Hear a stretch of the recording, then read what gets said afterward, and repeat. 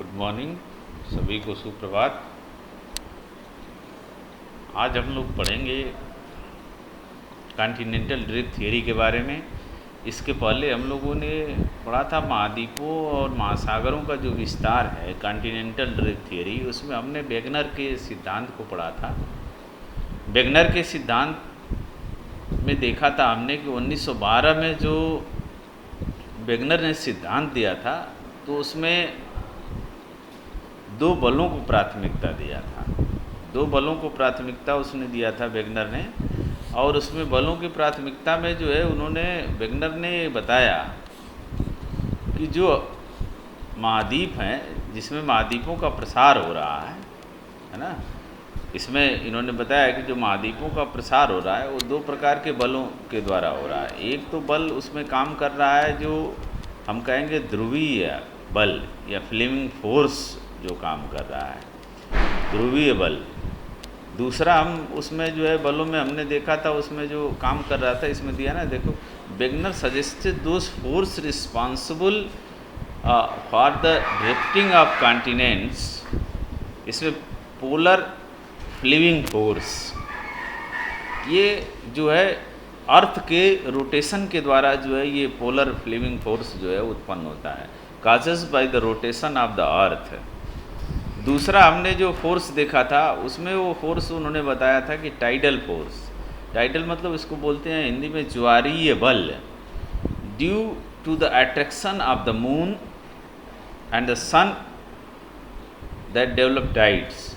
यानी कि पृथ्वी के ऊपर, अर्थ के ऊपर सूर्य और चंद्रमा का जो गुरुत्वाकर्षण बल काम करता है, और जब उसके ऊपर गुरुत्वाकर्षण बल काम करता है तो हम देखते हैं कि जो समुद्रों से जो टाइड्स है ना, टाइड्स का मतलब क्या है, ज्वार, वो बड़ी तेज़ी के साथ उसका खिंचाव होता है।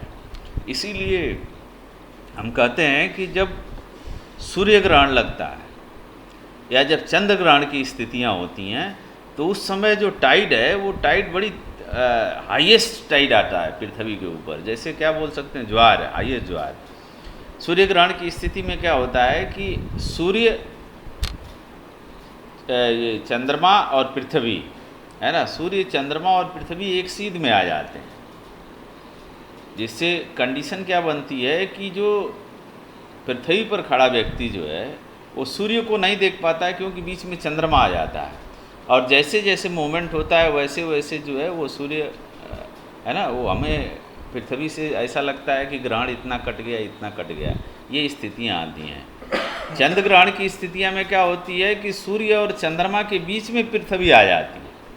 कुछ रोटेशन और सीक्वेंस ऐसा बनता है कि सूर्य और चंद्रमा के बीच में पृथ्वी आ जाती है, जिसके कारण जो है चंद्रमा का पार्ट हमें दिखाई नहीं देता, क्योंकि चंद्रमा का अपना प्रकाश नहीं होता है, बल्कि वो कहीं न कहीं सूर्य के प्रकाश का रिफ्लेक्शन होता है, और उसी रिफ्लेक्शन से चंद्रमा हमको पृथ्वी से दिखाई देता है। कभी कभी जो है हम देखते हैं कि चंद्रमा का कुछ पार्ट ही हमें दिखाई देता है, फिर अगले दिन दूज, तीज है ना, ऐसे ऐसे जो है फुल मून आता है, फिर न्यू मून आता है, ये कंडीशन बनी रहती है। इसको हम जो है, एक चैप्टर है हमारे में टाइड्स और रेड्स, तो उसमें हम पढ़ेंगे डिटेल में। तो ये चीज़ें अभी हम इसमें देखेंगे कि संवहन जो तरंगे हैं, यानी कि संवहन धारा सिद्धांत, कन्वेक्शनल करंट थियरी जो हमने पढ़ा था, इसके पहले कॉन्टिनेंटल ड्रिफ्ट थियरी वो वेगनर की थियरी थी।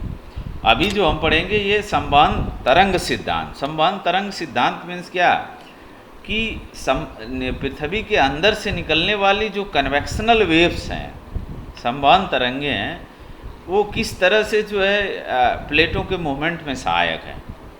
इसको जो है 1930 में आर्थर होम्स ने दिया था।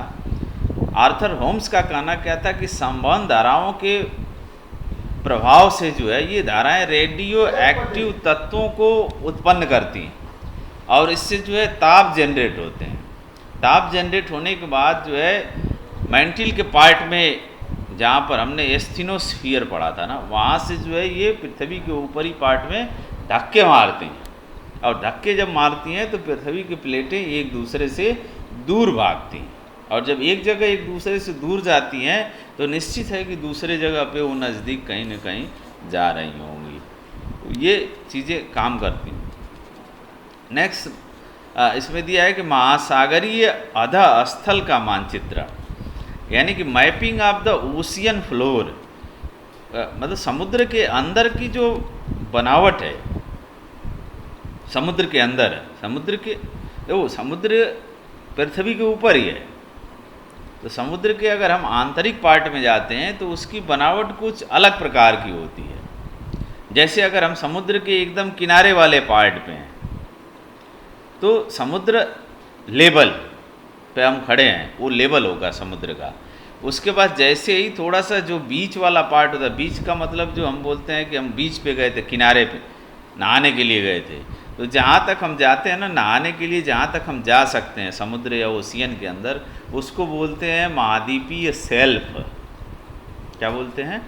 महाद्वीपीय सेल्फ। उसके बाद जो है महाद्वीपीय सेल्फ के जस्ट बाद एक स्लोप आएगा। वो स्लोप क्या होता है? वो हाई ग्रेडियंट का स्लोप होता है, उसको बोलते हैं महाद्वीपीय ढाल। और जैसे ही थोड़ी सी और अंदर जाते हैं, महासागरीय बेसिन की सतह पर जाते हैं, वहाँ पर उसकी एवरेज अगर हम गहराई ले लें तो मिल जाएगी हमको। फिर उसके बाद महाद्वीपीय बेसिन यानी कि तली होती है, और कहीं कहीं के और महासागरों में जो है हमको ट्रेंच भी पाए जाते हैं। ट्रेंच का मतलब क्या है? खाई पाई जाती है। जैसे बोलते हैं ना कि विश्व की सबसे गहरी जो खाई है वो मैरियाना ट्रेंच है। मैरियाना ट्रेंच जो कि प्रशांत महासागर में पड़ती है। तो महाद्वीपीय जो अधः स्थल है उसकी बनावट जो है डिफरेंट टाइप की है। वो डिफरेंट टाइप की विशेषताएं हैं अलग अलग उसकी। जैसे अगर हम बोले महाद्वीपीय जो सीमा है, बाउंड्री, उसको हम क्या बोलते हैं? तो जो महाद्वीपीय सीमा है, महाद्वीपीय सीमा का मतलब क्या है कि जहाँ पर महासागर और महाद्वीप जहाँ पे शुरू होते हैं। ये कह रहा है कि ये महाद्वीप किनारों और गहरे समुद्री बेसिन के बीच का पार्ट होता है, जो कॉन्टिनेंटल मार्जिन बोलते हैं उसको। इसमें महाद्वीपीय मग्न तट, मग्न ढाल और महाद्वीपीय उभार, ये सभी इसमें आ जाते हैं। गहरी महासागरीय खाइयाँ, ये मार्जिन है इसकी। महासागरों और महाद्वीपों के वितरण को समझने के लिए जो है हमको थोड़ा सा वितलीय मैदान के बारे में भी अगर हम देखें, एबुसेल प्लेन, ये विस्तृत मैदान महाद्वीपीय तट व मध्य महासागरीय कटक के बीच में पाए जाते हैं।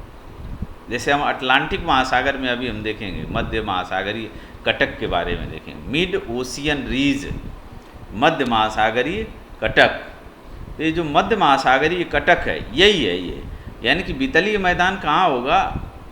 महासागरीय कटक और महाद्वीपीय तट के बीच का जो पार्ट होगा उसको वितलीय मैदान कहते हैं। ये कॉम्पिटिटिव एग्ज़ामों में भी पूछे जाते हैं। जब कभी आप जो है किसी एसएससी वगैरह या पीसीएस वगैरह के एग्ज़ाम देंगे या बीएड वगैरह के एंट्रेंस टेस्ट वगैरह देते हैं तो उसमें ये चीज़ें पूछी जाती हैं। जो मध्य महासागरीय कटक है, मिड ओशियनिक रीज्ड, ये मध्य महासागरीय कटक है क्या चीज़? ये सिंपल सा है। जब समुद्रों के अंदर जब वॉल्केनिक इरप्शन होता है जहाँ पर, तो जो वॉल्केनिक इरप्शन होता है तो ढेर सारी संवहन धाराएँ जो हैं ऊपर की तरफ फोर्स से निकलती हैं। और जब ऊपर की तरफ निकलती हैं तो वहाँ पर क्या होता है, जो राख और लावा है वो जल के यानी कि समुद्र के पानी के कारण वो ठंडा हो जाता है, और ठंडा होने के कारण जो है एक कटक बन जाता है। वहाँ कटक मतलब रीज या छोटी पहाड़ियाँ बन जाती हैं, उसी को मध्य महासागर। ये अटलांटिक ओशियन में जो है इस आकार का है, अंग्रेजी के इस आकार का जो है ये है ना। अब इसमें देखेंगे हम भूकंप व ज्वालामुखी के बारे में। भूकंप व ज्वालामुखी का वितरण, तो विश्व में मैं आपको पढ़ाते समय एक बताया था कि जहाँ भी विश्व में विनाशात्मक प्लेट किनारे हैं, या प्रशांत महासागर के चारों तरफ देखिए, है ना, वहाँ पर, या भूमध्य महासागर के चारों तरफ देखिए, वो प्रशांत जो महासागर और भूमध्य सागर के जो इर्द गिर्द का पार्ट है वो सभी जो है डिस्ट्रक्टिव प्लेट मार्जिन है। वहाँ पर वॉल्केनिक इरप्शन होना निश्चित है। देखिए इस मानचित्र के अंदर ध्यान से आप देखेंगे तो आपको दिखाई देगा वो चीज़। मानचित्र के अंदर अगर हम ध्यान दें तो यहाँ पर जो है हमको क्या दिखाई देंगे, ये यहाँ से ले करके ऐसे ये प्रशांत महासागर है, उत्तरी अमेरिका, दक्षिणी अमेरिका महाद्वीप, और इधर जो है ये एशिया महाद्वीप का पार्ट, ये ऑस्ट्रेलिया, इनके बीच का जो पार्ट है ये प्रशांत महासागर है। इसको बोलते हैं प्रशांत महासागरीय परिवलय क्षेत्र। ये पूरा जहाँ जहाँ डॉट डॉट डॉट बिंदु लगा हुआ है, ये सभी जो है क्या है, ये विनाशात्मक प्लेट किनारा है। अब ये बीच में आप देखेंगे आंध महासागर में इंग्लिश के एस आकार का लगभग, ये अंग्रेजी के एस आकार का जो ये भाग है ये रीज है, इसी को बोलते हैं कटक। यहाँ भी वॉल्केनिक इरप्शन होते हैं। यहाँ पर जो है प्लेटों का संरचनात्मक किनारा है, कंस्ट्रक्टिव प्लेट मार्जिन है, चूँकि रचनात्मक प्लेट किनारा। यहाँ पर प्लेटें एक दूसरे से दूर जा रहे हैं और चूँकि पानी है उसके ऊपर तो रीज बन जाता है। और यहाँ ये किनारे पे हैं तो यहाँ पर जब ज्वालामुखी उद्गार होता है तो किसी न किसी आइलैंड के ऊपर या महाद्वीप के ऊपर होता है जो हमें दिखाई देता है। तो इसको बोलते हैं हम, ये देखें लिखा है ना, ज्वालामुखी उद्गार, तप्त स्थल, गंभीर भूकंपीय क्षेत्र, जहाँ जहाँ ये छाया क्षेत्र है वहाँ पर हम देखेंगे। तो ये सारी चीज़ें हैं। अब हम देखें इसको जो है ना, जो प्रशांत महासागर के किनारों को सक्रिय ज्वालामुखी क्षेत्र भी कहते हैं, इसको रिंग ऑफ फायर भी कहा जाता है। परिवलय, मैंने बोला ज्वालामुखी का जो है वो रिंग ऑफ फायर पूरा एरिया, ये 1 नंबर में प्रश्न आता है, कभी कभी कॉम्पिटिटिव एग्जाम में भी पूछता है कि रिंग ऑफ फायर कहाँ स्थित है या किसको कहते हैं। तो ये चीज़ें ध्यान देने वाली हैं, इसको अभी से आप ध्यान देंगे, तैयारी करेंगे बढ़िया। सागरीय अधः स्थल का विस्तार, यानी कि जो महासागर का जो विस्तार है वो कैसे हो रहा है। कह रहा है कि हमने अभी पढ़ा कॉन्टिनेंटल ड्रिफ्ट थियरी के बारे में, संवहन तरंगों के बारे में, Arthur Holmes. Continental drift theory किसने दी थी, तो वो आंसर होगा कि वेगनर ने दी थी। अब पूछेगा कन्वेक्शनल ड्रिफ्ट थियरी किसने दी थी, संवहन धारा सिद्धांत, तो बोलेंगे आर्थर होम्स ने दिया था, है ना। ये पूछे जाते हैं।